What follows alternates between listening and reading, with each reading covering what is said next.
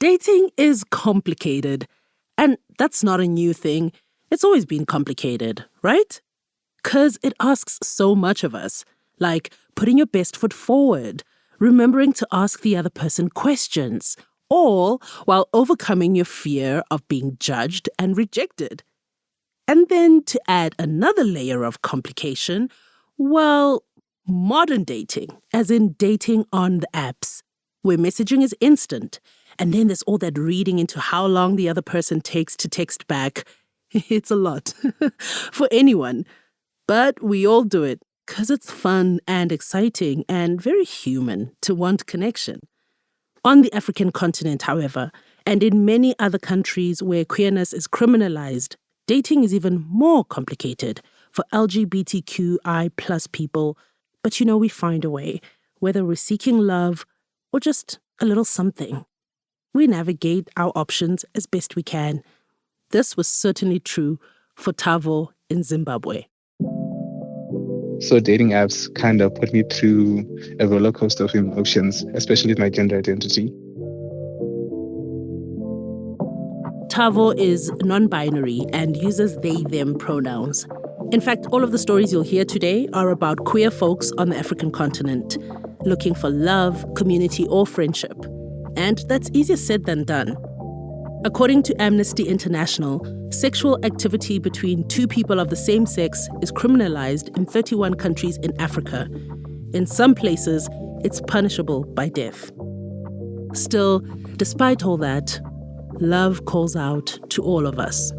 When I discovered that there were apps like Grindr, Tinder, I hopped onto them so fast. So, how do queer people use dating apps here in Africa? To find out, we've got 4 stories lined up from all over the continent. As you listen, just keep in mind that we have changed the names of many of the characters for their safety. I'm Lesedi Mokgwatle, and this is Radio Workshop.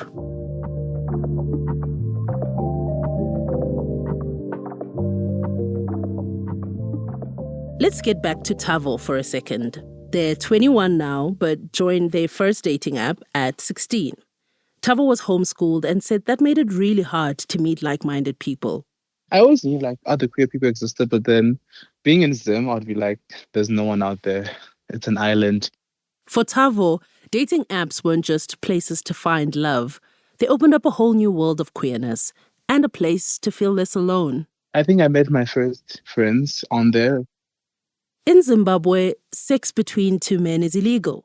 That's not to say that queer women aren't affected by homophobic laws and policies, but they aren't as heavily enforced for women. It only takes one homophobic person outing you to the police, and you could face 14 years imprisonment. Still, queer folks in Zim know how to find each other. Many activists remain visible, and they create safe spaces for the community. But everybody knows being open and out is something you do with caution. Thabo says even on the apps, you have to be super careful. I put a username and I put a meme on the profile picture and my age. I didn't put a bio. I didn't want to make my account specific. I guess that was the part of me being afraid of strangers, but still wanting to explore. You can always find a few good people who might be your friends. Who knows, who might be your next lover, or someone who might actually be your freedom from where you're being. I know so many people who have been taken out of tough situations by the people they meet online. So it's not all bad.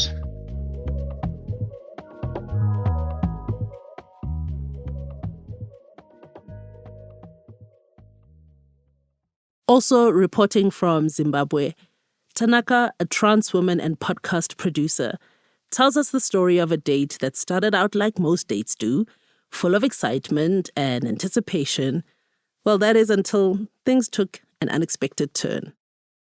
It was 2017 when I started chatting with Caliber 411. That's what he called himself on the apps. He suggested we meet for drinks after work.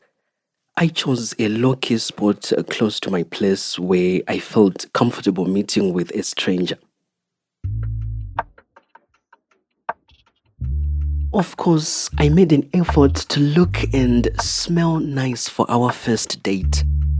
As they say, first impressions matter. I arrived first around 7 p.m., ordered a drink, and I waited for him. He was using public transport and ended up being about 30 minutes late. When he arrived, I was taken by how he looked. He was tall, black, and handsome, with dreadlocks that fell just below his shoulders. We greeted each other casually. This is Zimbabwe after all. We didn't want anyone to catch on to the fact that this was a date. The general opinion towards all queer people are negative, so we are constantly finding ways to be discreet or create our own private spaces. In fact, I met this guy in a private Facebook dating group. He called himself Caliber 411, which wasn't his real name, of course. I was 23 then, identifying as queer. Now I identify as a trans woman. Caliber told me he was in his 30s and he was gay. He was working in sales and marketing. He didn't say what company he worked for, but I also didn't care very much. I wasn't looking for money. I was looking for love. He was so flirty. But he was also very sweet and made me laugh. So after chatting for a while, we took our conversation to the DMs. The chemistry was undeniable. We eventually moved our chats from Facebook to WhatsApp. That's when we really took things to another level. We talked more deeply and he liked to say bae a lot. I liked that. I also liked that he paid attention and remembered what I'd said in previous conversations. But long story short, I liked him a lot. Our date was perfect. We talked, we drank, and we laughed until midnight. It was the best hangout ever. Since Caliber didn't have a car and public transport wasn't available at that hour, he asked me if he could sleep over at my place. We were high and drunk and I really didn't want the night to end. I said yes without thinking twice. We agreed that he'd leave first thing in the morning.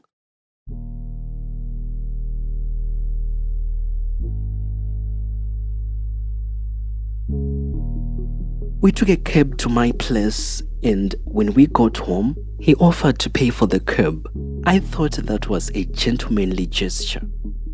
I lived in a single room with its own entrance, so it was easy to sneak him in without anyone noticing. My neighbors were very homophobic. And then when we got in, we made out a little. Then I told him I was going to take a quick shower and I switched on the television so that he didn't get bored while he waited. When I left him, he was looking for something to watch. I remember I took a 10-minute shower. I couldn't wait to get out and continue our business. I got out of the shower and Caliber was not on the couch where I'd left him. I assumed he had stepped out to smoke. I remember searching for my phone just to check the time and I couldn't find it. I checked to see if it was charging, but my charger was gone. I think that's when my heart started to race. I started to look around and then I noticed my jewelry box had been emptied. It had necklaces and gold bangles and rings. That's when it hit me. I was robbed. I immediately went outside to look for Caliber, but he was nowhere to be found. I thought about reporting the theft to the cops, but the more I thought about it, the more I knew it was a terrible idea. The authorities commonly harass and re-victimize LGBTI persons in need of help. Needless to say, I quickly realized that I had no safe space and It made me feel so alone. Plus, I couldn't call my friends to tell them what had happened. I had no phone. Of course, by the time I got a new phone, Kaliba was nowhere to be found. It was like he never existed. That incident happened a while back and it left a mark on me, but I will say not enough to keep me off the apps. Well, it's like if a car gets into an accident, you don't stop driving cars. It's the same with apps. I had a terrible experience, but I still don't know a better place to find friends, conversations, connections about queerism like I do on the apps. I've found a great community there.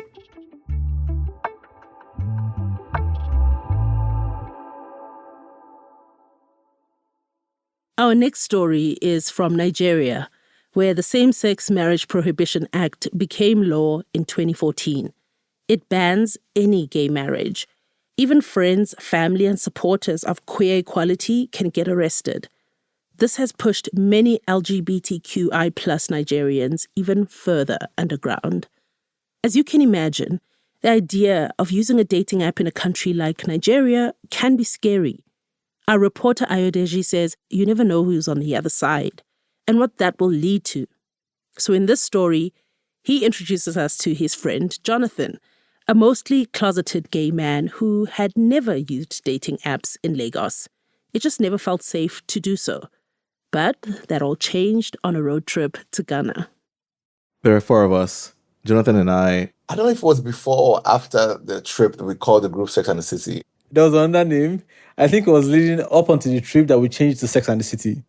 Then two other friends, a bisexual woman and a straight woman. We were all Nigerian. We met and became friends a year earlier at the Chalewate Festival in Ghana. After a hectic year, another trip to Ghana felt necessary. It started with a WhatsApp group chat. But I remember at the point we said, actually all of us saying we're all going to get laid. Like, oh, we're going to live our best debaucherous lives on this trip. Yeah. Jonathan in particular had been through a lot. He just quit a toxic job with bosses from hell. But most of all, Jonathan was battling with accepting his sexuality. He was 27, for the most part, closeted, and had barely dated. To make things worse, his brother had found out. Cue emotional torture. Sometimes his brother would try to pressure him into finding a girl. Other times, he would threaten to out Jonathan to their parents. Jonathan, in a nutshell, was stressed and needed some reprieve. So with regards to Accra, just what were you most looking forward to on this trip? Like, what was the best case scenario for you in your head? Like, I was really looking forward to, like, okay, it's an open space. Like, I want to meet someone and just, like, kick it to them sexually, romantically. It doesn't have to, like, last long, right? But just to, have that experience as well.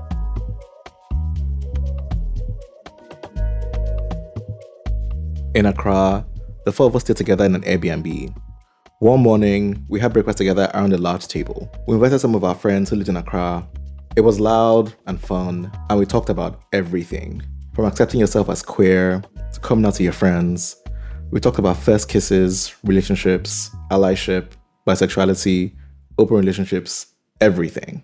You said that conversation for you felt like it gave you permission. So, like, seeing them be so free and so open in all of these conversations, right? And it just felt so much like a community, right? The conversations were deep, then shallow, then deep again. We eventually landed on dating apps. Finding love or romance, very rare. Or just lost, more common. We swapped war stories on how dangerous using the app can be in the homophobic countries we live in. Jonathan listened more than he spoke.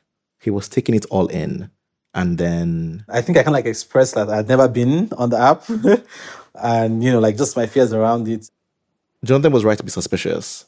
When using gay dating apps in Nigeria, Ghana, or anywhere where homophobia is the rule, you're at risk. You could be ketoed. Ketoed is a kind of blackmail scam to trick and extort young queer people under the threat of being outed. So Jonathan was right to be scared. And when you saw these stories or you read the stories, you it always leads back to, they met a person via the app, right? Outside Nigeria now, Jonathan still had his anxieties, but everyone was determined to help him make it easy. Whenever he had to meet someone, we would make sure that he wasn't alone. I downloaded it right there in everyone's presence, actually. Set up like a profile and all of that, right? I know the picture I used, I didn't put my full face, but I took a picture with like a jock strap. And I think that was what I used for my profile picture. Later that week, we all went to a club together. It was the ideal situation for Jonathan to test out his new dating profile. I was just going in and out of the app. I wasn't really like expecting anything anymore. And then this person clicked. We're going to call him the guy. They exchanged a few text messages. The app showed that he was really close by. And I think we kind of like exchange pictures. I was just excited about like, they looked okay. Then the guy asked Jonathan to come meet him in the parking lot, which made him nervous. It was his first real match. So he turned to us, his friends. And I had to show GT. I'm like, I just clicked with someone and they're outside and I don't want to go by myself. And I showed E as well. JT and E are some of the friends from the house that had come with us to the club. E decides to accompany Jonathan to meet his first match. By the way, E is straight. And that kind of like felt really nice and safe.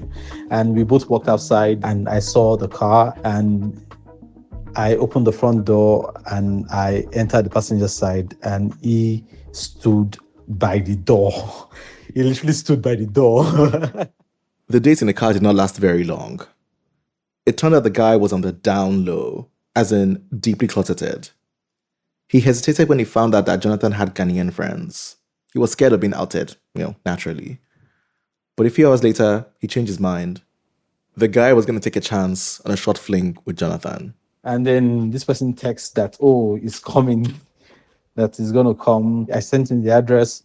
There were 5 of us in the apartment, and we made sure that Jonathan had everything he needed. We were very excited. He gave me everything. He gave me a bottle of wine. He gave me like condoms, just in case things went really well. Then we got his date from the Airbnb gates. We showed him to Jonathan's room, and then we gave them space.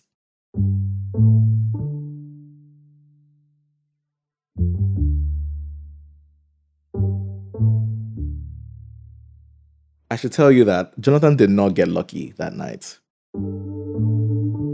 Yeah, they kissed for a while, but ultimately, it didn't work out. But Jonathan got something else. I felt safe in a lot of ways that someone knows where I am or someone knows that I'm with so-and-so person, that they are seeing the person's picture. But yeah, like, I felt safe. I feel like all sense of like insecurity was already fading from the entire day. So I wasn't as like jittered as I would typically have been. Jonathan says he left Accra a new man. I mean, Nigeria is quite different, right? Because you go back to Nigeria and, you're back in that space. But I feel like I just needed to like overcome that initial anxiety around it. And then I could walk my way around like navigating. Today, Jonathan lives abroad where he uses Grindr frequently, mostly for hookups. His community of friends are still a big part of his dating life. Guardian angels, if you like. I have a group of friends who are live locations are always on. And if I'm going to meet someone for the first time, I send them the person's picture, their address. Just, we do that with each other.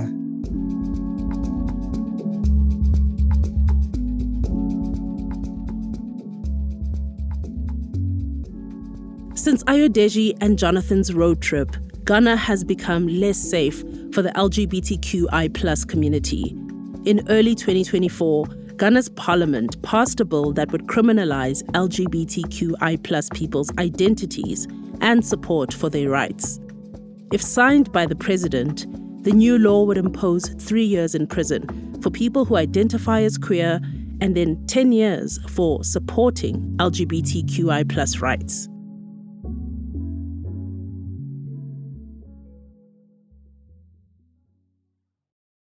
Just like the laws, dating apps tend to also be pretty regional in Africa.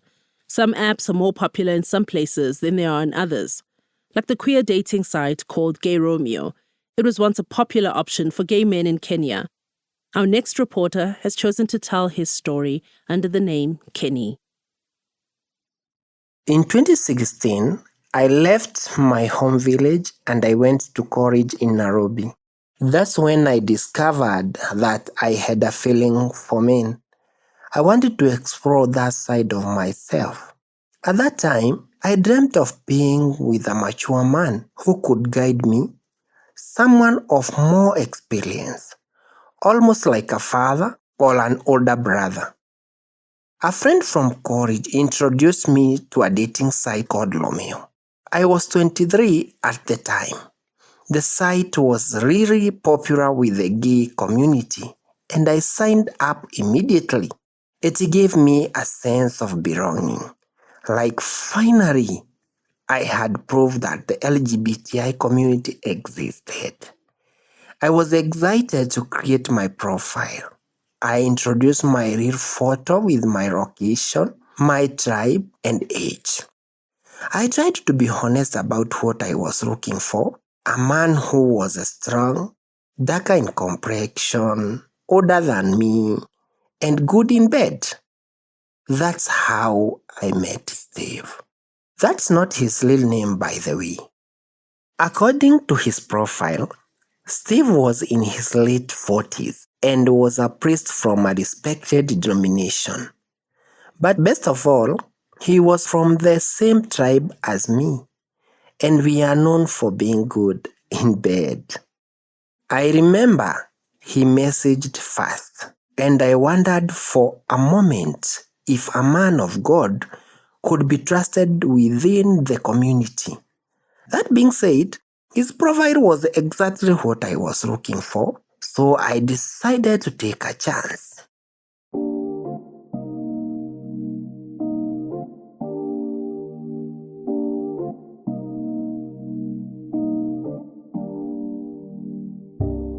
After texting for a short while on Romeo, Steve asked for my contact detail. Of course, I gave them to him. I found the thought of a gay priest so compelling.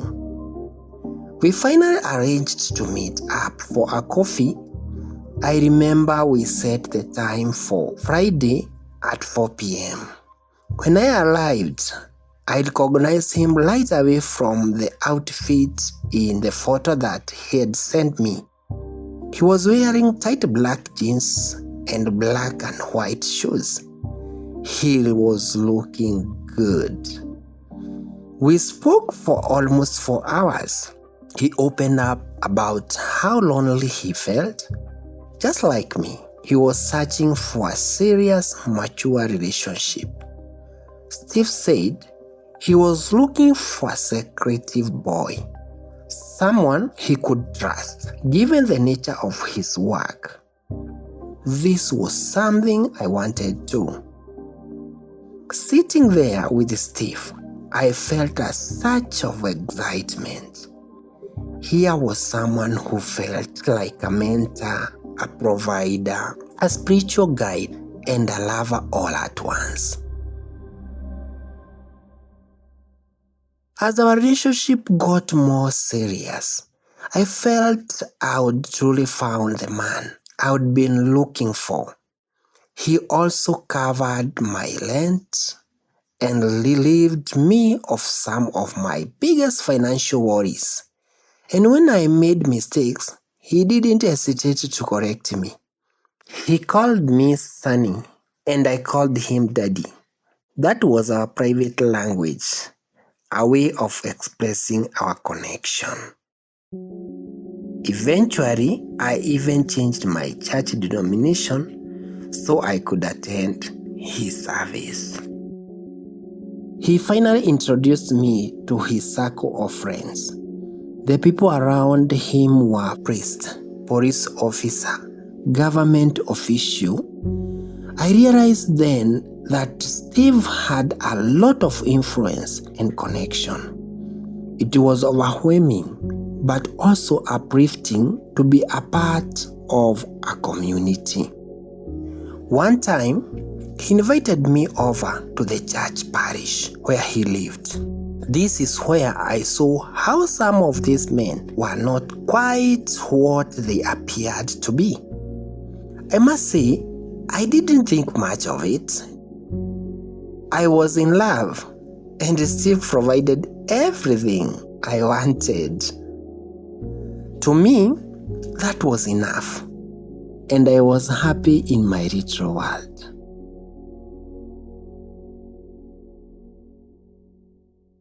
Then a couple of months later, I began to feel unwell. I had a persistent headache. Most of the time, feeling like I don't want to do anything. Then I would have dizziness that could hit me out of the blue. I brushed off the symptoms and kept taking painkillers. But as time went on, I realized that something different was happening. I lost a lot of weight and my skin was dry. So I decided to tell Steve about it, and he insisted of taking me to the hospital. He didn't want me to go alone. There were several reputable hospitals close to us, but we ended up going to hospital located 2 towns away. I couldn't understand why we had to travel so far. When we arrived, Steve remained by my side throughout the entire process. He answered every question the doctor asked with confidence. And when the doctor inquired about our relationship, he firmly declared, "I'm his father." I didn't question him about it. I was just happy to have someone by my side who was speaking up and protecting me. About a month after, I was sick again. This time, it was really bad. I felt dizzy. I wanted to throw up. My arms and legs felt weak. So I called for a motorbike to take me to the nearest dispensary. When I arrived, a nurse approached me.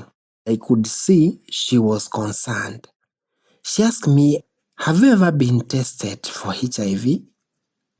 "Yes," I said confidently. "I tested negative about a year ago." I had no doubt about Steve. He was a priest. There was no cause of concern. Nevertheless, I did the test, just to rule out HIV. Like I said, I expected a good outcome. But when I finally looked down at the HIV determination kit, I saw that there was 2 lines. I was positive. I sat there with tears streaming down my face. It was as if I was trapped in a nightmare and I couldn't wake up. When I finally got home, I called Steve and said we need to meet. But he told me to hold off. I was so frustrated. I spent the night tossing and turning.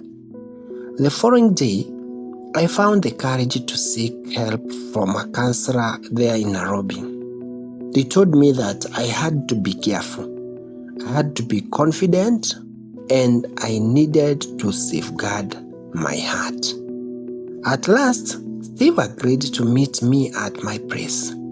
He arrived, ready to have sex.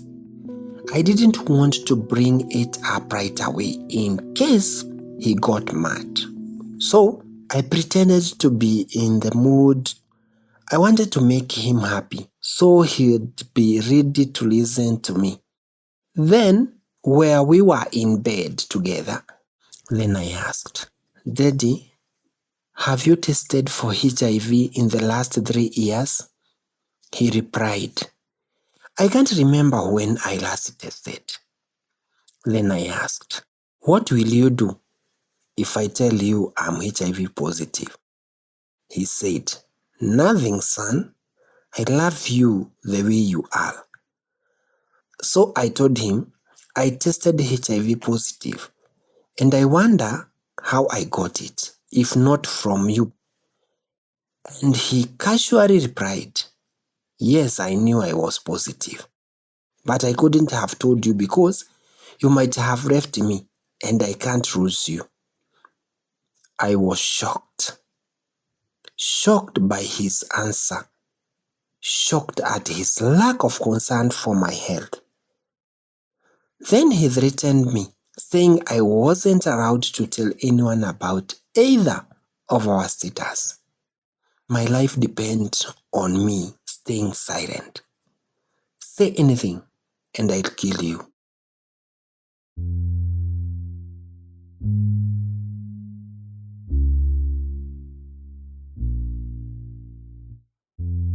It reminded me of the story of Lucifer in the book of Genesis, who had been an angel in heaven, admired and trusted, but he had evil hidden deep in his heart. I kept my mouth shut. I was scared of Steve. He was so well connected. Eventually, I stopped seeing Steve altogether. I deleted my Romeo account and stopped using dating app. I'm tempted to use them every now and then, but after my experience with Steve, I find myself more comfortable meeting people in a social setting or through mutual acquaintances. I know Steve still uses dating sites. I feel bad when I see him on private Facebook groups for gay men. I see Steve preaching on TV sometimes, and it's hard to bear. I can't tell you how many times I have picked up the phone to call the station to tell them what I know about him, but I never go through with it.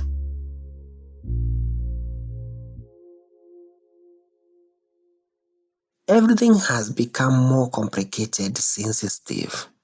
Life with HIV can be hard.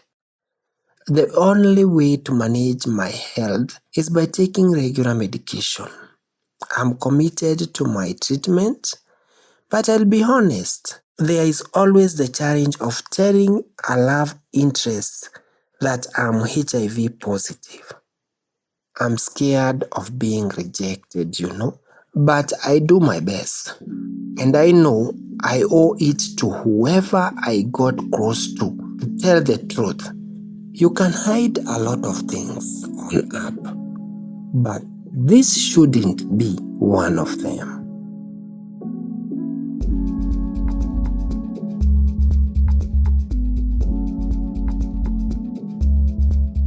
Our last story takes us to Namibia, where a historic Supreme Court ruling in May 2023 ordered the state to recognize same-sex unions performed in other countries.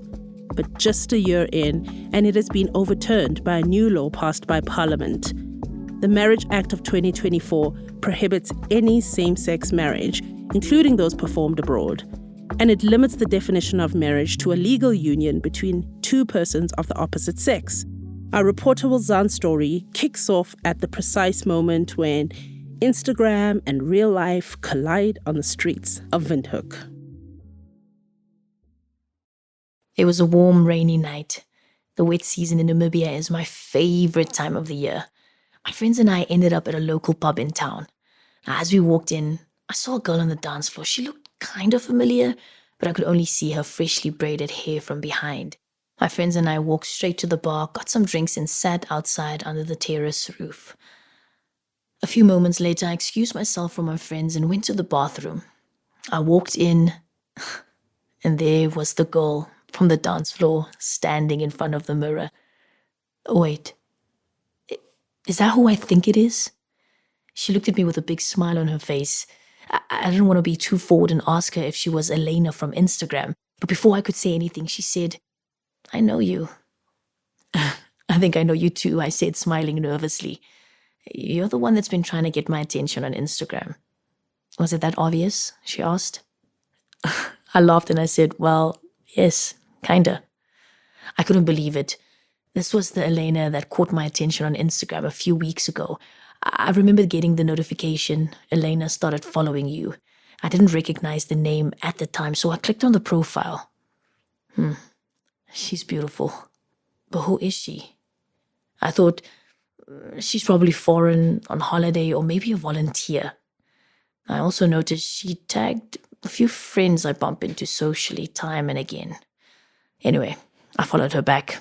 And from then on, I could tell she was trying to catch my attention, reacting to most of my stories, liking my posts, but there wasn't much more to it than that.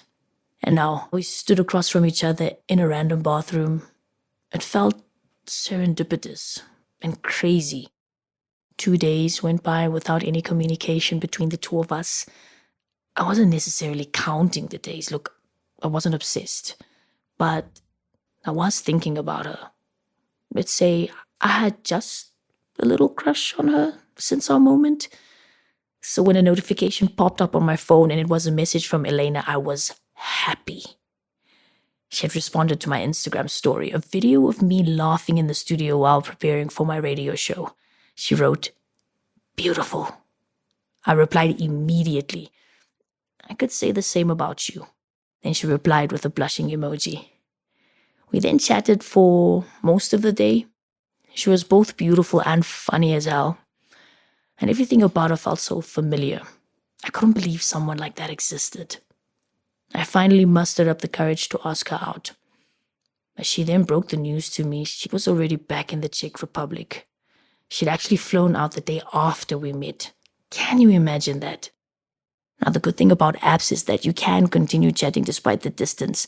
And from then on, we spoke every day.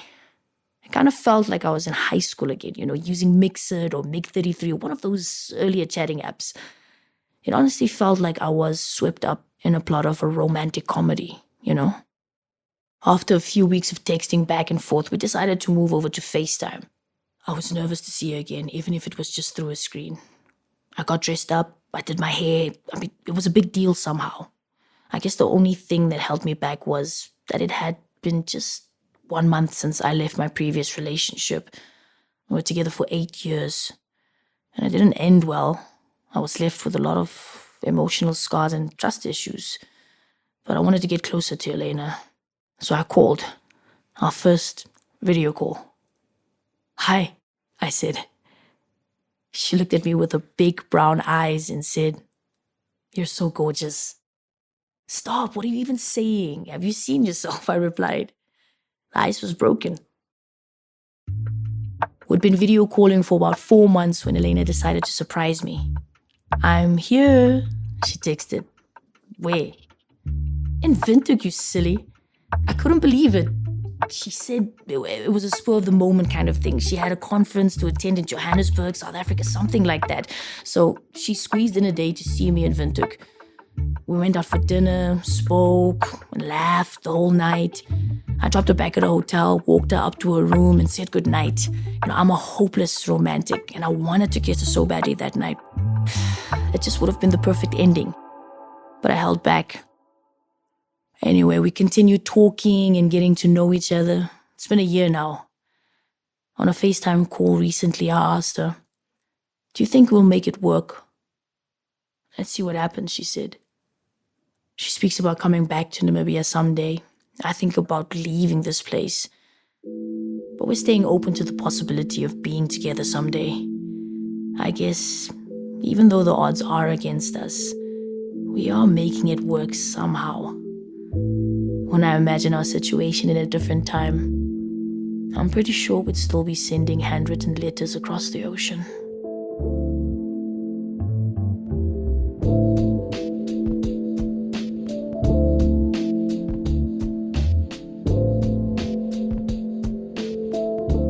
A big thank you to all our reporters for sharing their stories with us. This episode was reported by Wilzan Gelderbloem in Namibia, Ayodeji Rotinwa in Nigeria, Kenny in Kenya, and Tavo and Tanaka in Zimbabwe. This story was produced by Radio Workshop and Context, a media platform brought to you by the Thomson Reuters Foundation. The producers of this episode were Joe Jackson, Mo Isu, and Naomi Gruen. I'm Lesedi Mokhwatle, and I edited this podcast with support from Rob Rosenthal. Our managing producer is Joe Jackson. Our executive producers for this episode are Sadia Ansari from Context and Mike Rayfelt from Radio Workshop. Sound engineering by Joe Jackson and Mike Rayfelt. Music by Kamani Sambu at Edible Audio in Cape Town. Script fact-checking by Brian Pellot. And special thanks to Hindenburg for supporting Radio Workshop's projects across Africa with audio editing software. This episode and the work of Radio Workshop would not be possible without the support of the Free to Be Me program from Hivos. Find out more about what we do and support our work at radioworkshop.org and context.news.